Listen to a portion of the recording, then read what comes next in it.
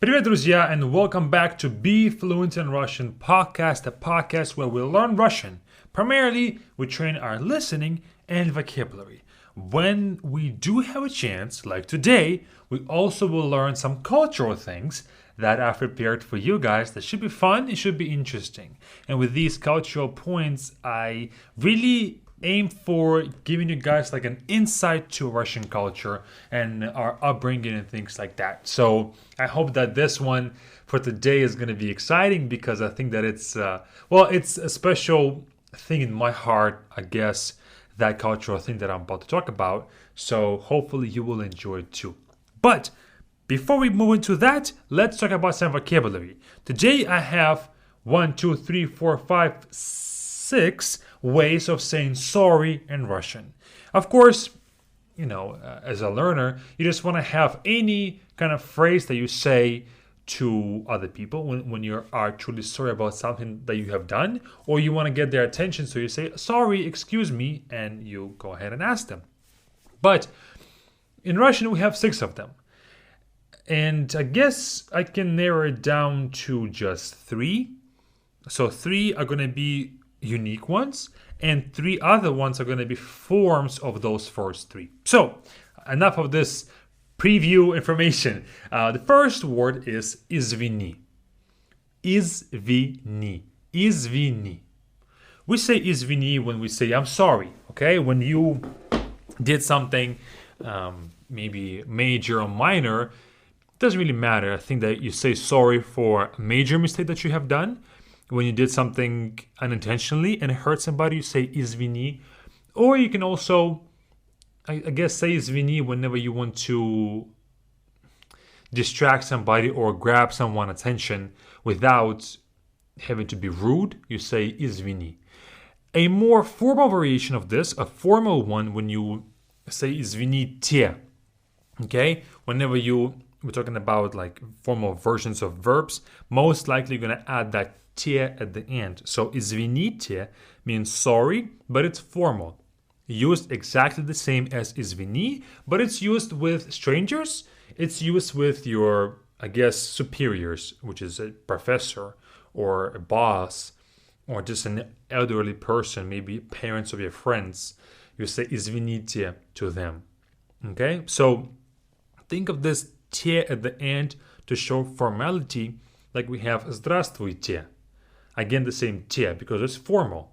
So извините is a formal way to say I'm sorry or excuse me, and it can be used, like I said, to apologize, but also to say excuse me to grab someone's attention. Another form of this one is я извиняюсь. Я извиняюсь means I am saying sorry.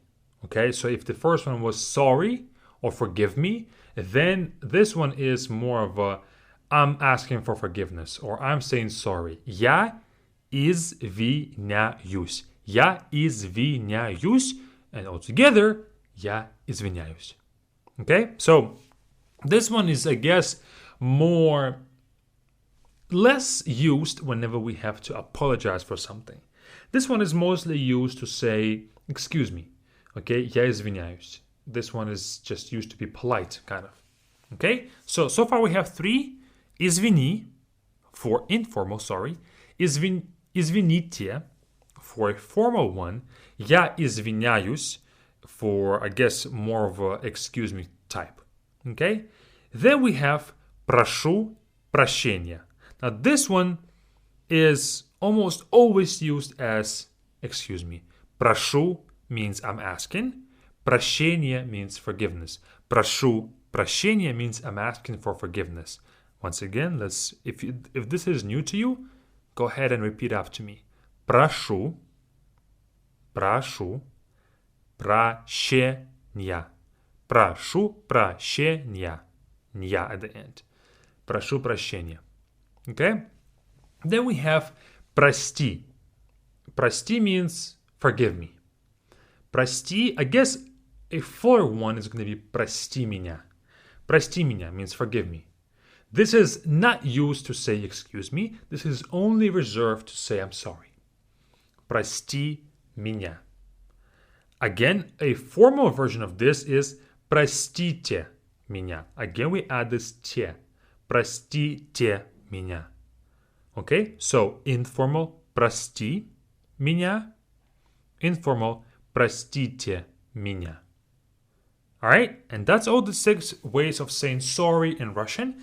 If you didn't know about them, this is a good, I guess, new information for you, because you need to say these things whenever you speak to someone. But if I were to simplify this, say excuse me with прошу прощения, and say I'm sorry with извините. Извините is going to be, I guess, used for formal. You can say it in almost any situation, even informal ones. Простите. Oh, sorry, извините. Извините is going to be a formal way to say I'm sorry. Okay? And now onto the cultural note for today.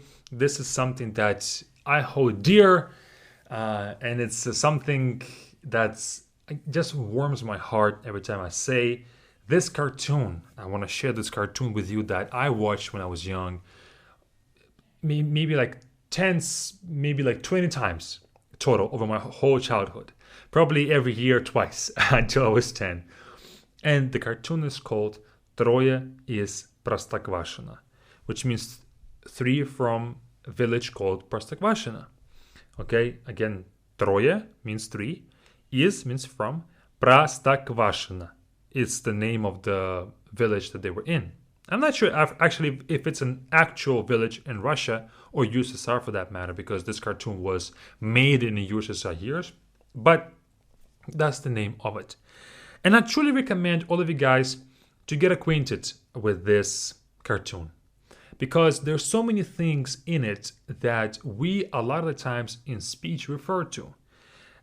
We say the lines from that cartoon. We quote different kind of characters and what they stood for and what they were like, especially when we're trying to compare someone to the characters from that show, from that cartoon. And yeah, it's really fun. And the reason why I like this cartoon, or it stuck with me, is because the main character, his name is Дядя Федор, okay, which means Uncle Fedor. And my name is Fedor as well. I'm also Fyodor. And a lot of the times when I was young, people would just give me a nickname, Дядя Федор, because Fyodor, my name, is not that common in Russia. And so maybe I've met personally 2 Fedors in my life, outside of myself, of course. So 2 other Fedors. Of course, I know Fyodor Dostoevsky. Dostoevsky is one. Fyodor Yemelyanenko, if you're a fan of the martial arts, mixed martial arts, you know Fedor Yemelyanenko is one. And that's about it, I think, from the famous people.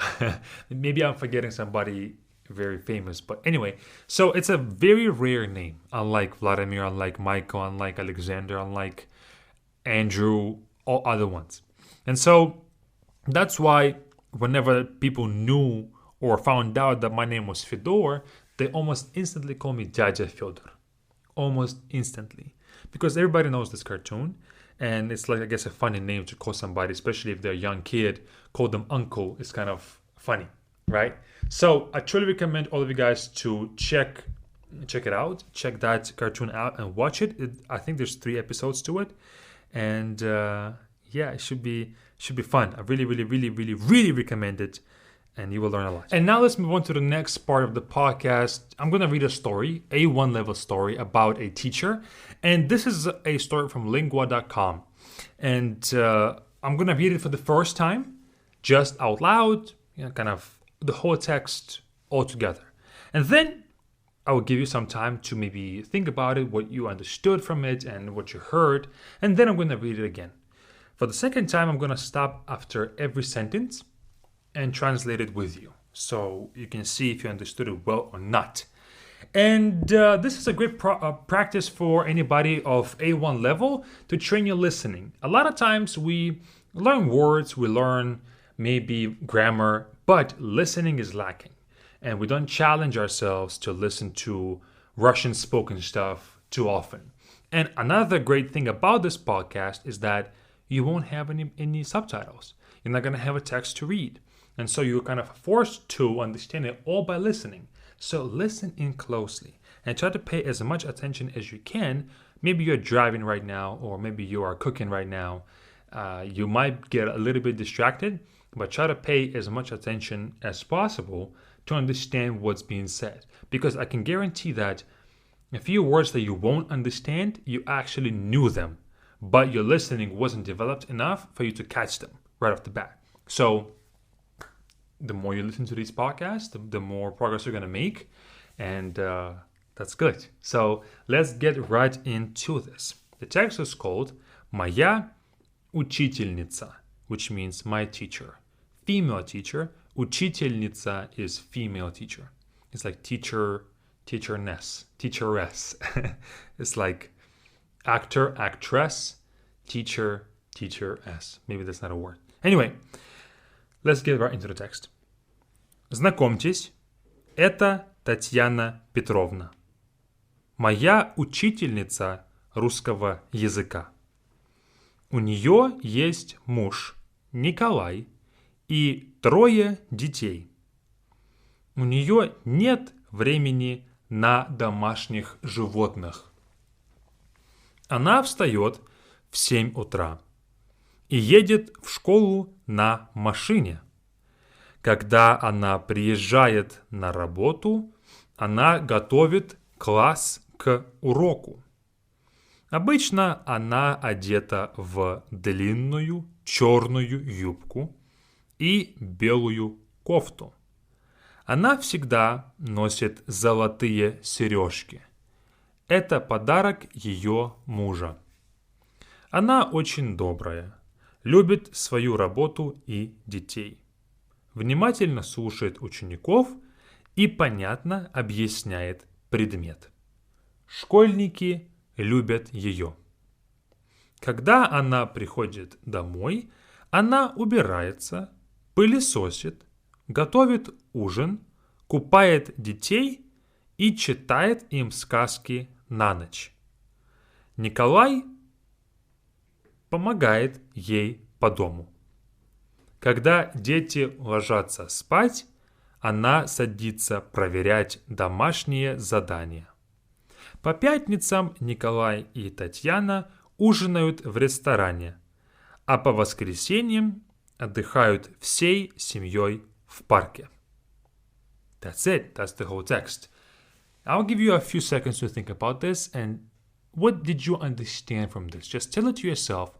What did you catch from this? What is this story about? Describe the person that was described, the teacher that was described. Describe some things that you have understood from this text. All right, and now let's read this whole text again, sentence by sentence, and I'll give you time to translate them and see what you understood from each sentence. Знакомьтесь, это Татьяна Петровна, моя учительница русского языка. What does this sentence mean? This sentence means знакомьтесь means meet or get acquainted. Это Татьяна Петровна. This is Татьяна Петровna is the first name and patronymic. So her name is Татьяна. Her dad's name is Piotr. That's why her full formal name is Татьяна Петровна. So meet Татьяна Петровна, or word to word is get acquainted. This is Татьяна Петровна. And then they say моя учительница русского языка. My teacher of Russian language. Then the next sentence is a bit easier, I guess. У нее есть муж Николай и трое детей. What does this sentence mean? This one means she has a husband, Nikolai, and 3 kids. So the word I want to highlight here is трое. I'm sure you guys know the word три, which means 3. And трое means 3 of. Okay, 3 of something. Трое, typically 3 of people. So трое детей, 3 kids. Трое студентов, 3 students. Трое учеников, 3 students, but in a regular school, not university level. And so трое is 3 of someone. You can use that as well in your own sentences outside of just simply saying 3 something. Then the next sentence is у нее нет времени на домашних животных. What does this sentence mean? This one means she doesn't have time for pets or for house animals, word to word. У нее нет means she does not have. So у is the first one, нее is the second word, нет is the third word. So у нее нет means she doesn't have. And then времени means time. Времени на, time for, rather. And домашних животных means pets. But again, word to word is house animals. Домашних is house or something that belongs to the house. And животных means animals. Then the next sentence is она встает в 7 утра и едет в школу на машине. What does this one mean? Она встает means she wakes up or she gets up. В 7 утра at 7 in the morning. И едет в школу на машине. And drives to school on a car or in the car. Or goes to school in a car. Teachers in Russia rarely drive cars because the salary is very, very small. And so the fact that they wrote this text saying that she drives a car to school is kind of funny to me, especially considering the fact that not a lot of people even have cars in the first place in Russia. And schools are typically, you pretty much in Russia, you cannot choose a school. Or you can, but you have to kind of, I guess, convince the people to admit you to school. You are kind of assigned a school depending on your address, depending on where you live. Of course, that goes for typical schools. We have gymnasiums, which is like a step up. And then we have, I guess, another, it's called лицей in Russian, but I'm not sure what it's called in English. It's another step up from gymnasium.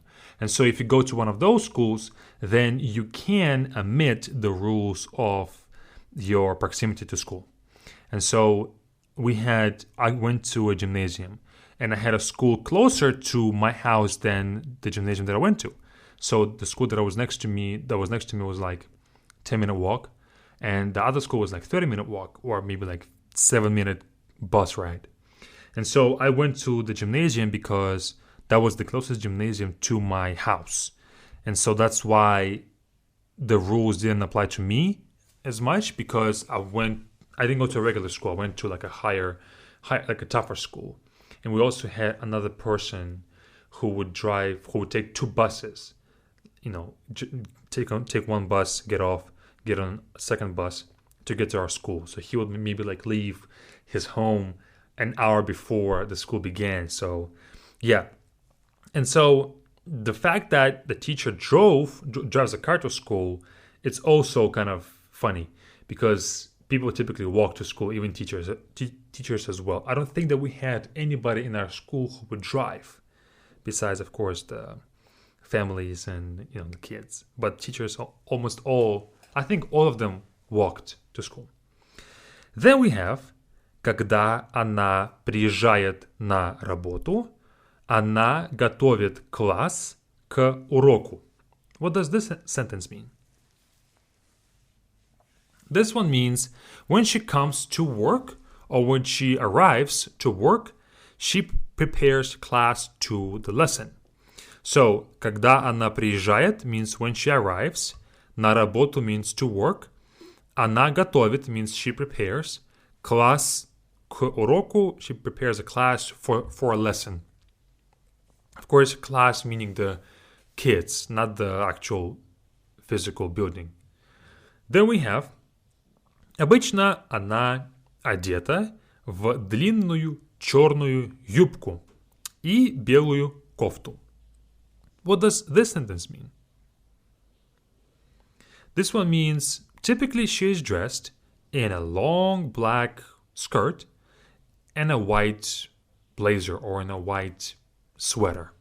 So, обычно она одета means she is typically dressed в длинную черную юбку in a long black skirt и белую кофту and white sweater.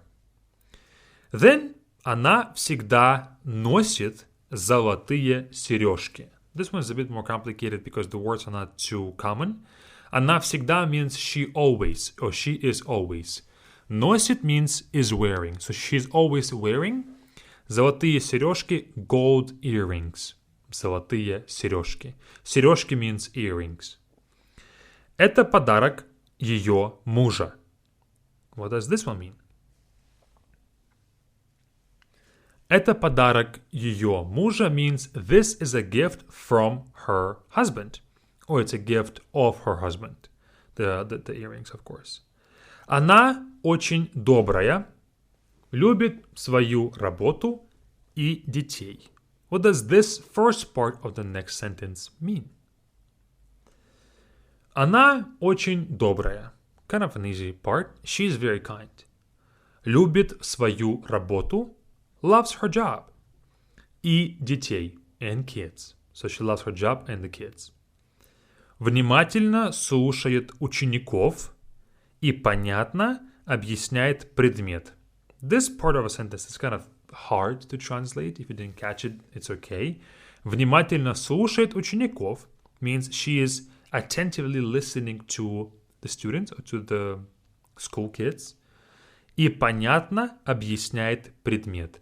And explains the subject well or easy to understand. Понятно is when you are understanding it easily or in a like accessible way, I guess. And объясняет means explains. Предмет means subject. Предмет. Школьники любят ее. What does this one mean? Школьники любят ее means the school kids love her. Школьник is a school student. Школьник, because школа in Russian is school, and not like a general term that we have in English. School can be, elementary school all the way to university. It's all school, right? It's more like a general term.